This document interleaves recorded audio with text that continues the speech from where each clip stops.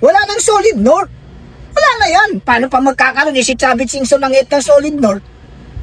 Bumaklas yung pinakamaraming hawak na tao.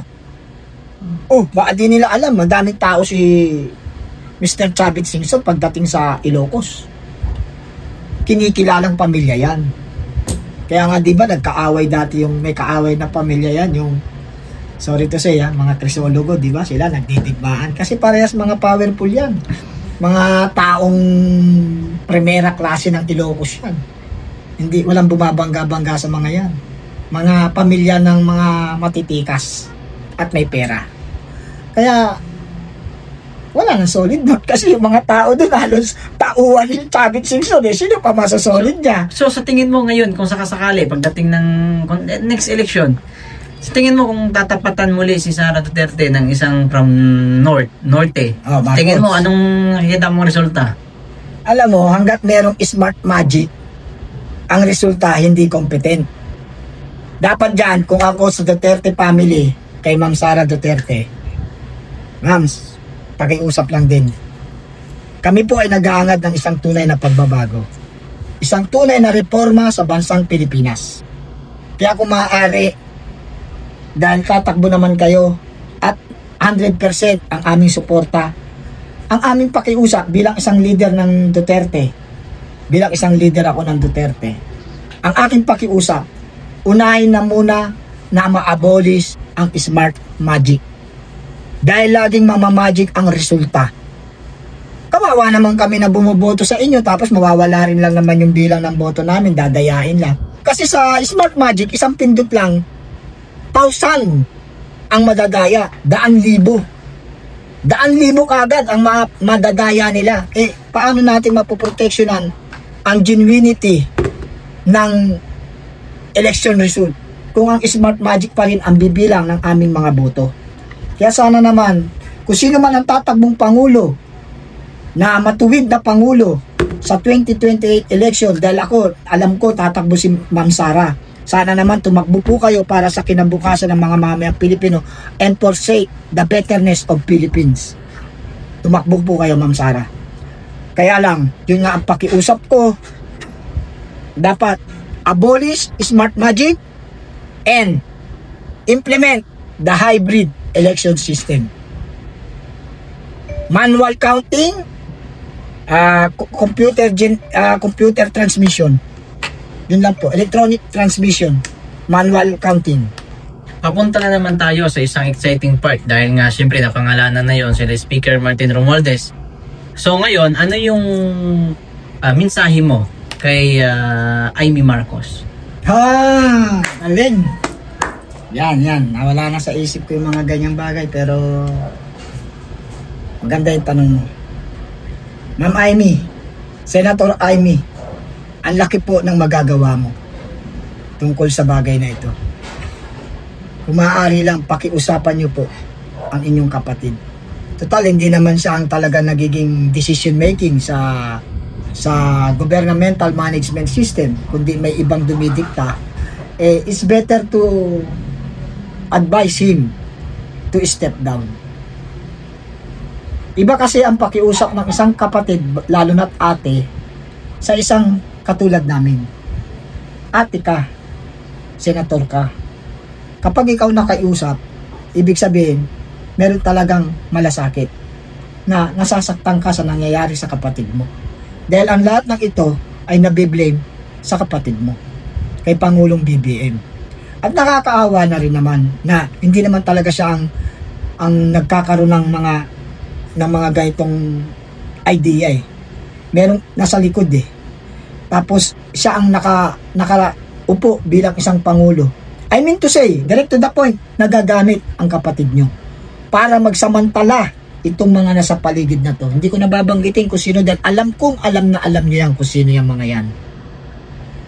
Kaya it's better to advise your brother, the President of the Philippines, to step down because of lack of empathy, lack of political will, and lack of decision making. So it's better to advise him step down. Pakiusap ko rin po yan sa inyo, Madam Senator Amy Marcos. Na sana naman po, matapos na po itong mga kaguluhan, matapos na po itong pamumulitika. Dahil langgat ang Pangulong BBM ay nariyan, sasamantalayin at sasamantalayin ito ng mga taong nasa paligid niya.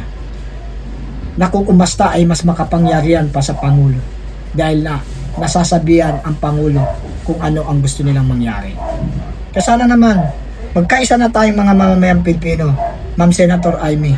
Sana naman pag malasakitan niyo po ang sobrang pamumulitika, sobrang kurakot ng ating bansa. Yan ay isang pakiusap po, Ma'am Senator Amy Marcos. Maraming salamat sa inyo, ma'am, sa pag-unawa. Oh, nilagdag ka ba? Kay Duterte, wala tayo open? Ayun nga pala, no? Yung ano pala. Ano yung ano mo doon? Opinion mo patungkol nga sa pagpapaliban ng pagdinig sa kaso ni dating Pangulong Rodrigo Duterte doon sa ICC. Dahil daw yung dahilan, yung parang yung mahina siya. Medical reason. Kanina nang galing yung... Ito ay galing sa ICC mismo. Hindi nang galing Kaya ipagpapaliban mo na nila ang pagdinig this coming September 23. So ipagpapaliban mo na nila yon. Ibig sabihin, hindi nang galing sa kampo mismo ni Pangulong Duterte. Kasi yung ano, yung bali yung Kasi baka mamaya kalusugan niya galing sa ano? Galing sa? Galing mismo sa ano, sa siyempre may mga doktor sila doon. Yan ba ay galing nga sa kampo ni Duterte? Halimbawa, ako doktor ni Duterte, ako nag-advise Mr. President, wag po muna tayong mag-conduct sa investigation kasi mahina kayo. Yun actually pinalabas mismo ito ng ICC. Ang ICC mismo ang nag-post nito. Pinost nila na yung doktor nagsasabi na nagpapayo kay Pangulong Duterte na wag muna nating ituloy ang kasi medyo mahina talaga siya ngayon, mahina. Medical condition. Para sa akin, unang-una, kasi kaya ako tinanong para alam ng bayan kung bakit ko kini-question kasi dapat di kita ki-questionin. Okay. Kaya lang para maklaro rin sa mga kababayan natin kasi tulad nga ng sabi ko sa iyo, maraming malalaman kapag may alam. Ngayon, tungkol dun sa bagay na yon, kaya ako natanong, kasi kung ito ay galing mismo direct from ICC without the knowing of doctor or personal doctor of our former President Rodrigo Roa Duterte, this is a way of delayment. Delayment, dinidelay nila. Pero kung ito naman ay galing sa kampo o sa doktor na personal ng ating Pangulong Duterte, this is not delayment. This is concern for the health of our former president. So it's very clear na pagmamalasakit. Ngayon, ito ang aking opinion. Kung ganun na rin lang naman pala na meron ng advice ang doktor na humihina na ating former President Rodrigo Roa Duterte, it's better to bring him home. Bring him home. It's better. Why? His health condition is in danger. Bakit kailangan mong i-delay? Pag dinelay mo na September 23, kailan? Eh di tumatagal. Bakit kailangan? But actually, hindi ito purpose na i-delay ng kampo ni Duterte Kaya nila sinabi dahil mahina nga. At baka ma-stress. At magkaroon ng komplikasyon sa kanyang sakit o sa kanyang kalagayan. Physical and mental. So, if I am the ICC, I will make a decision making on this spot. Oh, delikado na pala. Bring him home alive. Because the Filipino people all over the world love that president. So it's better to make a decision for fairness. For humanitarian reason. They are waiting for dying. They are waiting for dying the best former president, Rodrigo Roa Duterte. So it's this very amazing, very difficult, very complicated. Kung ako ang ICC, International Court, idesisyonan ko na pauwiin na yan. Ganyan na pala yan. Baka dito pa mamatay yan. Mahal na mga mamayang Pilipino yan.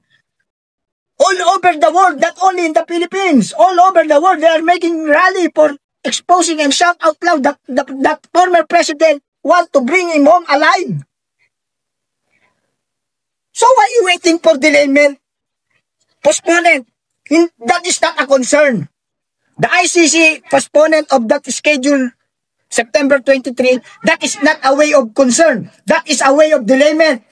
So, health condition, why you not applying the humanitarian reason? Save the life, and if he's dying, it's better to the Philippines because he's a Filipino citizen. He is entitled. Bakit ako nag-i-English? Para marinig ng ICC. Baka may magsabi pag Pinos yan, yabang naman, nag-i-English. No, hindi ako nagyayabang. Kailangan malaman din ng mga ibang lahi na yung kahit konting kapirasong mga paliwanag, maintindihan nila. ICC to ICC nag-decision do. So I'm speaking English to understand what I am saying. It's better that ICC make a decision making now. Bring him home. The former President Rodrigo Roa Duterte alive. Don't wait. Don't wait this happen. Huwag niyong hintayin na may mangyari. Ngayon ko lang nalaman yan na may ganyan pala. Sinabi mo. Sorry kung naging emotional ako kasi ako, ICC, may gano'n nakita ko ang doktor, nag-a-advise na i-postpone muna natin, Mr. President, kasi your health is very bad, in danger. So, I make decision making in fair. Humanitarian reason, I bring him home alive. Because the Filipino waiting him, love him too much. So, don't make late. Okay. Bro, ano kaya magiging epekto nito sa ating bansang Pilipinas? Kasi si Pangulong Duterte hindi man natin maitatanggi na siya ay sa mga nasa dapit hapon na. Yes! Ngayon, kung sakasakaling may mangyaring halimbawa doon siya, mangyaring masama doon sa kanya, ano kaya magiging epekto nito sa bansa natin? Magulo yan. Malaking kaguluhan yan.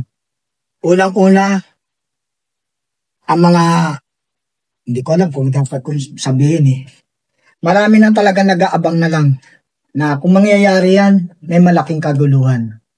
This is not a threat. This is a warning. For precautionary measure to avoid people power, to avoid. No. Mahal na mamayang Pilipino ang dating Pangulong Duterte. So, pag may nangyari sa kanyang masama at siya'y namatay sa labas ng bansa, na ang tagal nating pinapakiusap, ako, isa na ako na sa nakikiusap, dahil dati ako Marcos loyalist. Siguro naman, makakaintindi rin ang Pangulong BBM, na dati niya akong tauhan, at nakikiusap at nananawagan. Napauwiin na ang ating dating Pangulong Duterte. Wala naman itong ginawa masama sa pamilya nila O, babalikan ko Si Madam Imelda Marcos na desisyonan sa Sandigan Bayan, guilty. Si Madam Imelda, yung nanay niya, guilty. Inisyuan ng warrant of arrest under Chief PNP Albayalde. Ano ginawa ni Pangulong Duterte? This is the term ni Pangulong Duterte to. Ano ginawa? Inadvise niya, nagbigay siya ng instruction, official instruction kay Chief PNP Albayalde. Don't issue that warrant of arrest that said Imelda Romualdez Marcos. For the reason of humanity. Humanitarian reason. It must better to enjoy her life outside the jail because he's much old, too much old.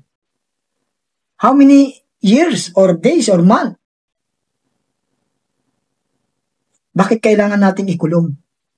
Huwag niyong i-issue ang warrant of arrest by the virtue of my instruction as a President Rodrigo Roa Duterte. Yan ba'y masama? Na dapat mong gantihan ng masama? Hindi. Pangalawa, sino nakapagpalibing sa matagal ng pangarap ng pamilya Marcos at matagal ng pangarap ng yumaong Pangulong Ferdinand Emmanuel Edralin Marcos. Buong-buong pangalan kasi idol ko yan eh. Ang tunay na pangalan ni Mr. Ferdinand Marcos, Mr. Ferdinand Emmanuel Edralin Marcos. May Emmanuel yan. Sino nakapagpalibing? Ang daming dumaan na Pangulo from 1986 until 1980. Ito, yung panahon ni Duterte, 2022. Nagkaroon ng pagpapalibing. Nagkaroon ng kapangyarihan na maipalibing ang ama ni BBM, ni Pangulong BBM. So, no reason to stay at ICC the old former President Rodrigo Roa Duterte. For sake of humanitarian also. Why? He is old. He must bring him home alive. Yan ang katotohanan na dapat si Duterte. Malaking kaguluhan kasi ito, bro. Malaking kaguluhan to. Pag may nangyari, malaki. Wag naman sana. Kaya kung ako lang may kapangyarihan maging Pangulo ngayon, unang order ko kagad pauwi na yan. Unang order ko as a President. But no, hindi naman tayo Pangulo. Isa lang tayong hamak na ganito. Pangkaraniwang tao na nag-aangad ng pagbabago. Okay na. Nag-aangad ng reforma.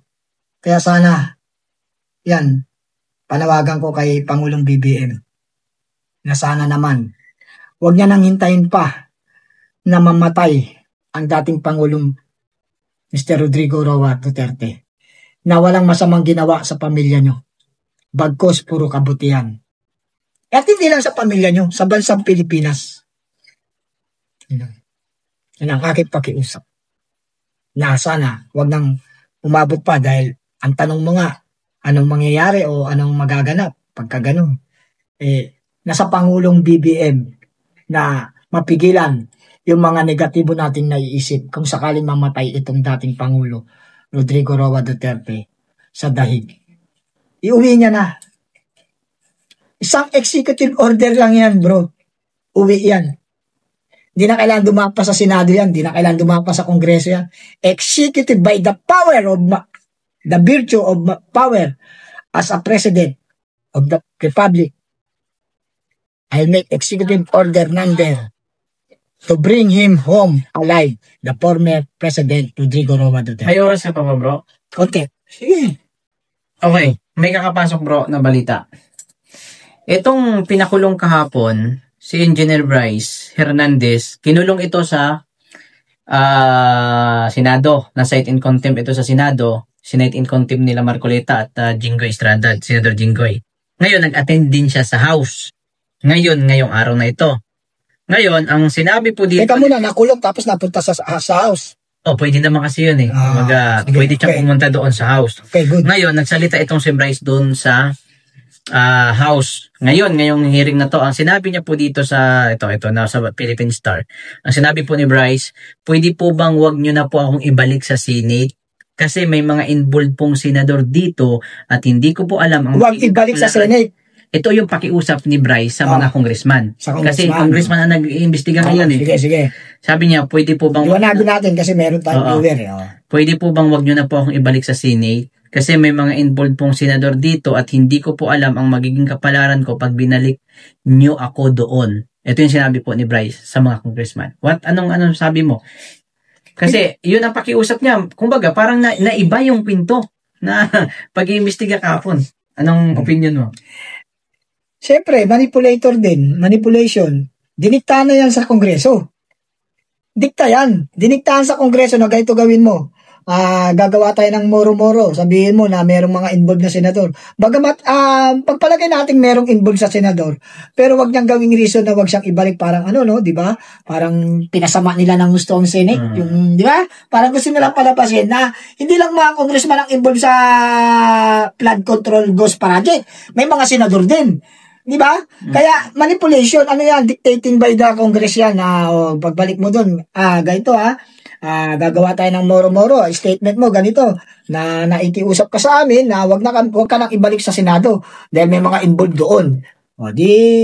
That is a one way of confusing for the people of the Philippines. Sakit sa ulo nitong mga to. So bro, ngayon nagkakaroon ng investigasyon, ongoing till now. Sa tingin mo kaya, ano kayang patutunguhan ng investigasyon ngayon sa Senado o sa Kongreso?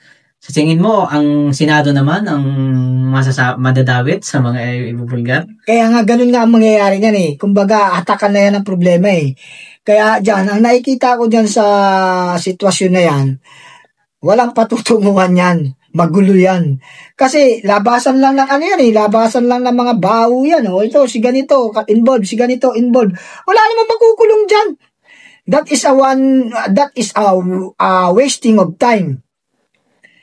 Hindi dapat yan wala na yan. Dapat, kung ano yan, nandyan nakurakot na nila di kulong.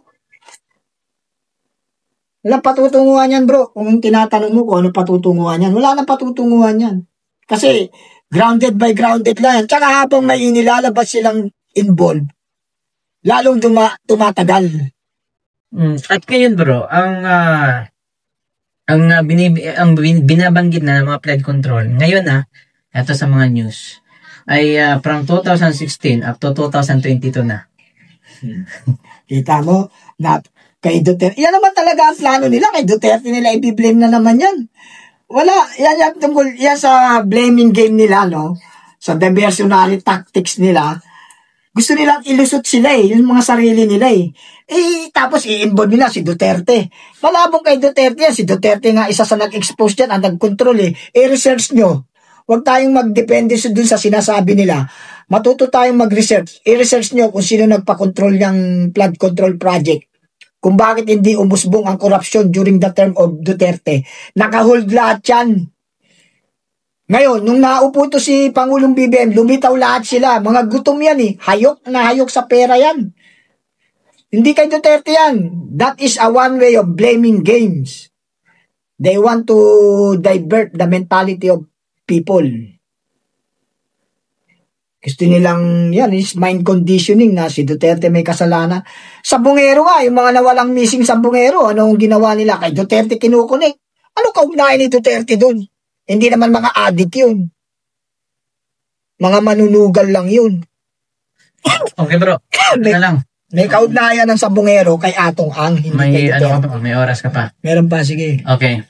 Ayun dito bro sa report ay okay. Senador allegedly involved in flood control mitigation project actually nagsalita na si Bryce. Ang idinawit naman na pangalan ni Bryce ay si Senador Joel Villanueva at saka Senador Jingo Estrada. Ito yung sinabi naman ni Bryce, yung kinuntem kahapon na yung involved si Jingo Estrada at saka Joel Villanueva. Sino ba nag-contempt dyan kay Bryce? Si Jinggoy at saka sinugindahan. Si Jinggoy at saka si Atty. Marcoleta. Isa si Jinggoy. Kulay na talaga na binabalikan lang siya. Parang revenge, ganti. Ngayon bro, nagkakaroon ng batuhan na ito Kasi kumbaga, ang mangyayari kasi dito, pag imbestiga sa House, ang involved mga senador. Ngayon kasi, kanila na. Kasi kung sakasakali maging chairman na si Ping Lacson, so makakaiwas na ang mga congressman. Oo, kanila yan. So ngayon, ano to? Tingin mo, gulo-gulo na to? Kasi wala na. Actually, hindi na dapat natin entertainin yan Ako tatanungin. That is a moro-moro. Wala na yan. Lalo tatanggalin nila papalitan nila si Senator Marcoleta. Si Marcoleta lang ang isang sincere dyan. At saka yan si Escudero. Yan ang mga sincere dyan sa investigasyon na yan. Wala nang integrity walang integrity ang investigation na yan. Moro-moro na yan. Pag tinanggal na nila si Senator Marcoleta. Wala na yan. That is a moro-moro system.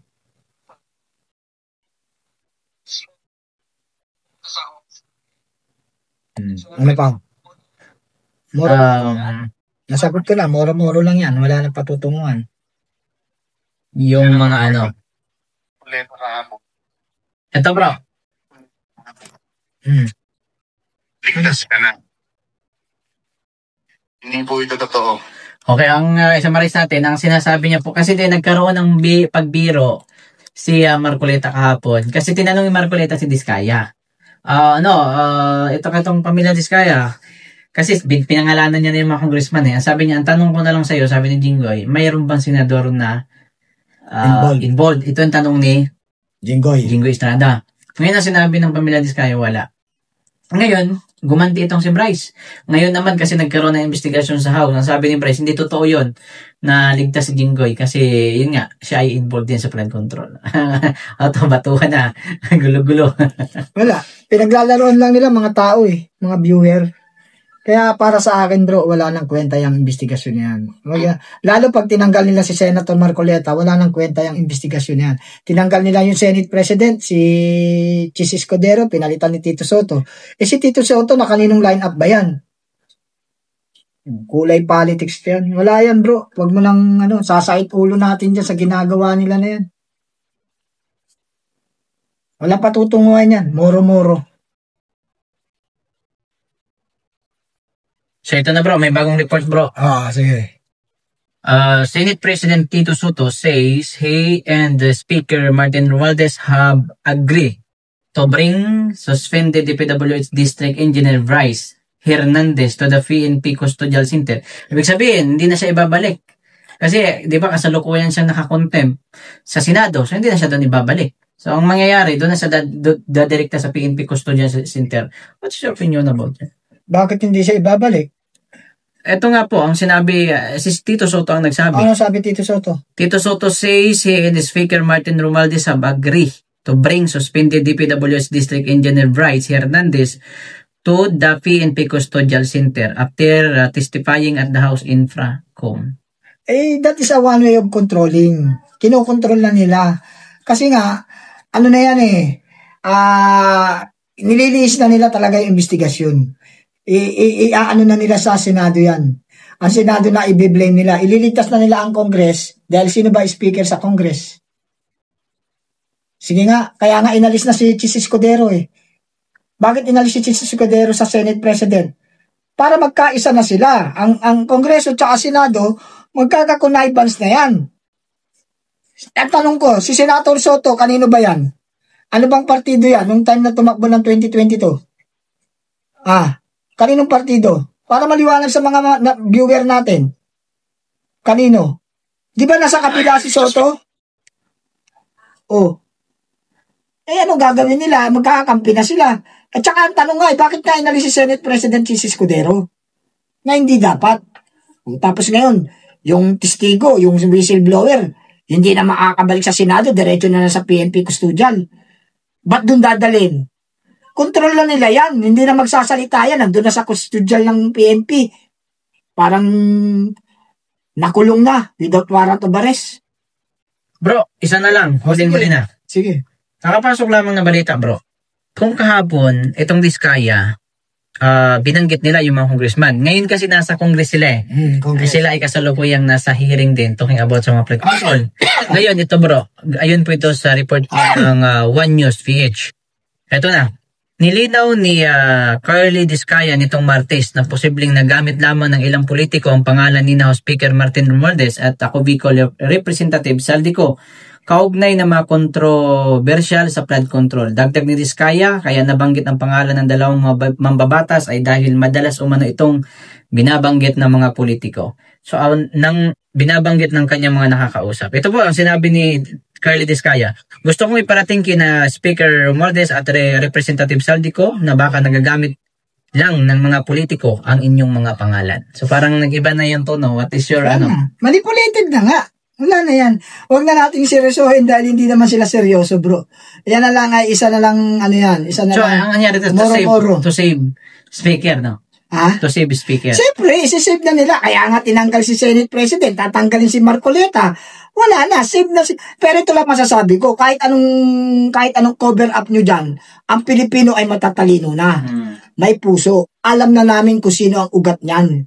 At hindi nyo na mababago sa utak namin kung sino. Hindi ko na babanggitin, pero ang tunay na ugat ng problema ay nasa mataas na posisyon.